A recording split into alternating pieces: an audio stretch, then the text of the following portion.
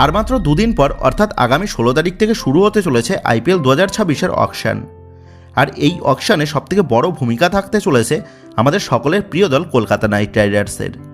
আর তার প্রধান কারণ হচ্ছে প্রথমত তো KKR-এর পার্সে সবথেকে বেশি পরিমাণ টাকা অ্যাভেলেবেল রয়েছে, আর দ্বিতীয়ত হচ্ছে IPL 2026-এর আগেই KKR ম্যানেজমেন্ট নিজেদের দল থেকে একাধিক গুরুত্বপূর্ণ প্লেয়ারদের রিলিজ করে দিয়েছে, যার কারণে আসন্ন অকশন থেকে সেই সমস্ত রিলিজড প্লেয়ারদের প্রপার রিপ্লেসমেন্ট দলে সই করাটাই হবে কিন্তু আসন্ন অকশন টেবিলে KKR-এর মূল পরিকল্পনা।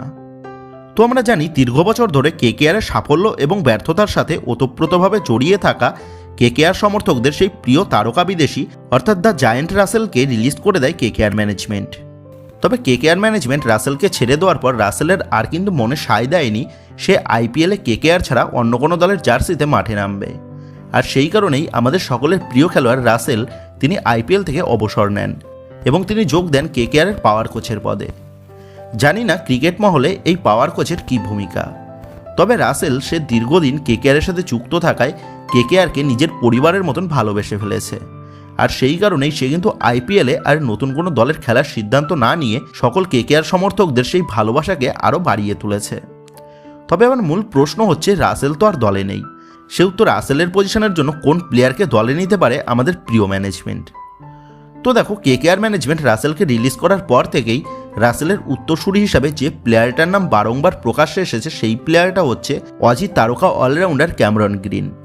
বিগত বছরগুলিতে গ্রিনের ব্যাট ও বল হাতে বিধ্বংসী পারফরমেন্স রীতিমতন গ্রিনকে রাসেলের উত্তরসূরি হিসাবে চিহ্নিত করেছে। আর আসন্ন অকশন টেবিলে KKR ম্যানেজমেন্ট তারা কিন্তু গ্রিনের জন্য অল আউট ঝাঁপাতে চলেছে, সেটাও কিন্তু স্পষ্ট, কারণ রাসেলের রিপ্লেসমেন্ট হিসাবে বিদেশি অলরাউন্ডার হিসাবে গ্রিন কিন্তু একদম পারফেক্ট, যার কারণে যে কোনো প্রকারে গ্রিনকে দলে নিতে অকশন টেবিলে মরিয়া থাকবে নাইট ম্যানেজমেন্ট। তবে অকশন টেবিলে গ্রিনকে দলে পেতে যে শুধুমাত্র KKR ম্যানেজমেন্টই প্রস্তুত থাকবে তেমনটা নয়, কারণ ইনসাইড রিপোর্ট অনুযায়ী যেমনটা আপডেট, এই অকশন টেবিলে গ্রিনকে পেতে KKR-এর পাশাপাশি পুরোদমে ঝাঁপাবে CSK ম্যানেজমেন্টও, কারণ CSK দলেও একজন প্রপার বিধ্বংসী অলরাউন্ডারের প্রয়োজন আছে। এবং যেমনটা খবর, গ্রিনের জন্য CSK ম্যানেজমেন্ট তারা কিন্তু আনুমানিক 20 থেকে 25 কোটি টাকা পর্যন্ত বিডও তুলতে পারে। সেক্ষেত্রে আসন্ন অকশন টেবিলে এই গ্রিনই যে সবথেকে বেশি দামি খেলোয়াড় হিসাবে বিক্রি হতে চলেছে তা কিন্তু এখন থেকেই বলে দেওয়া যায়। তবে এই গ্রিনকে দলে পাওয়ার রেসে অনেকটাই কিন্তু এগিয়ে রয়েছে KKR ম্যানেজমেন্ট, কারণ KKR-এর পার্সে 64 কোটি টাকার কাছাকাছি রয়েছে, যার ফলে গ্রিনকে যদি 30 কোটি দিয়েও KKR ম্যানেজমেন্ট দলে সই করায় তাহলেও কিন্তু KKR-এর পার্সে যে পরিমাণ ব্যালেন্সড অ্যাভেলেবেল থাকবে তাতে কিন্তু KKR তারা বাকি পজিশনের জন্য ভালো মানের প্লেয়ার কিনে নিতে পারবে। তবে আবার প্রশ্ন হচ্ছে, ইনকেস ধরো গ্রিন হাতছাড়া হয়ে গেল KKR ম্যানেজমেন্টের, সেক্ষেত্রে গ্রিনের পরিবর্তন হিসাবে অকশন থেকে কোন প্লেয়ারদের পেছনে ছুটতে পারে KKR ম্যানেজমেন্ট। তো দেখো, আমরা সকলেই জানি IPL 2026-এর অকশনের জন্য বিভিন্ন দেশ থেকে মোট 359 জন প্লেয়ারের নাম সিলেক্ট করা হয়েছে। তবে সত্যি কথা বলতে এই লম্বা লিস্টের মধ্যে গ্রিনকে রিপ্লেসমেন্ট করার মতন কোনো প্রপার প্লেয়ার নেই। বিগত সিজনগুলিতে গ্রিন সে ব্যাট এবং বল হাতে যেভাবে জাদু দেখিয়েছে তাতে লাগাতার অমন পারফরমেন্স কিন্তু তেমন একটা দেখা যায়নি আর কোনো প্লেয়ারের কাছ থেকে, যার কারণে এই গ্রিনের রিপ্লেসমেন্ট প্লেয়ার বা অল্টারনেটিভ খেলোয়াড় খুঁজে পাওয়াটা প্রায় অসম্ভব। তবে এখানে আমি তোমাদের মধ্যে এমন কিছু প্লেয়ারের নাম নিয়ে কথা বলতে চলেছি যারা কিন্তু গ্রিনের লেভেলের না হলেও গ্রিনের আশেপাশে পারফরমেন্স করে দিতে সক্ষম। আর এই লিস্টে যে প্লেয়ারটার নাম সর্বপ্রথম উঠে আসছে সেই প্লেয়ারটা হলো ইংলিশ অলরাউন্ডার লিয়াম লিভিংস্টন। তবে গ্রিন এবং লিয়াম এই দুজনের বোলিং বিভাগ আলাদা হলেও এই দুজনেই বল হাতে দুর্দান্ত পারফরমেন্স উপহার দিতে পারে নিজের দলের হয়ে। এর পাশাপাশি লিয়াম সেও কিন্তু মিডিল অর্ডারে ব্যাট হাতে দুর্দান্ত ভরসা জোগাতে পারে। সেক্ষেত্রে গ্রিনের রিপ্লেসমেন্ট হিসাবে এই লিয়াম লিভিংস্টন সে কিন্তু একটা ভালো অপশান হতে পারে। এছাড়াও এই লিস্টে রয়েছে নিউজিল্যান্ডের অলরাউন্ডার জ্যাক ফাউলস।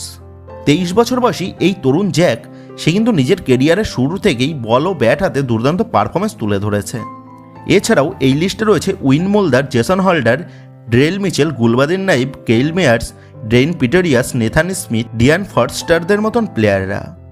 তো এই লিস্টে একাধিক প্লেয়ারের নাম অপশান হিসাবে উঠে আসলেও এরা যে কেউই গ্রিনের 100% রিপ্লেসমেন্ট নয় সেটা কিন্তু আমরা সকলেই জানি। আর এই মুহূর্তে দাঁড়িয়ে ক্রিকেট মহলে গ্রিনের প্রপার রিপ্লেসমেন্ট হিসাবে শুধুমাত্র আমাদের হার্দিক পান্ডিয়াই রয়েছেন। তবে হার্দিক পান্ডিয়াকে দলে নেওয়াটা কিন্তু পসিবল নয়, যার কারণে রাসেলের প্রপার রিপ্লেসমেন্ট হিসাবে KKR-এর one and only target Cameron Green. তো দেখো, এই ক্যামেরন গ্রিন যে KKR ম্যানেজমেন্টের শুধুমাত্র 2 বছরের ইনভেস্টমেন্ট তেমনটা কিন্তু ভাবা ভুল। কারণ এই গ্রিনকে লং টার্মের জন্য পরিকল্পনায় রেখেছে নাইট শিবির। আর গ্রিনের বয়সটাও যেহেতু অল্প, সেই কারণে গ্রিন সে কিন্তু লম্বা সময় ধরে আমাদের প্রিয় দলের জার্সিতে নিজের সার্ভিসটাও দিতে পারবে। তো অনেককেই বলতে শুনেছি অত টাকা দিয়ে গ্রিনকে দলে নেওয়ার কোনো দরকার নেই, তার থেকে অন্য কোনো প্লেয়ারকে দলে নিক নাইট ম্যানেজমেন্ট। তো এই বিষয়ে আমি তাদের বলবো, তোমাদের কাছে যখন টাকার থলি থাকবে তখন তুমি কোয়ালিটি চুজ করবে নাকি কোয়ান্টিটি? গ্রিন হচ্ছে কোয়ালিটির প্লেয়ার, যে কোয়ালিটির প্লেয়ার অবশ্যই প্রয়োজন কেকেআরের স্কোয়াডে। গ্রিনের সমান দাম দিয়ে 3 থেকে 4 জন ভালো মানের প্লেয়ার কেনা সম্ভব, সেটা আমিও মানছি। তবে প্রশ্ন হলো তারা কি গ্রিনের মতন কোয়ালিটির প্লেয়ার হবে? কখনোই হবে না। সেহেতু কেকেআর দলে যে কোনো মূল্যে যে কোনো প্রকারে গ্রিনকে কিন্তু লাগবেই।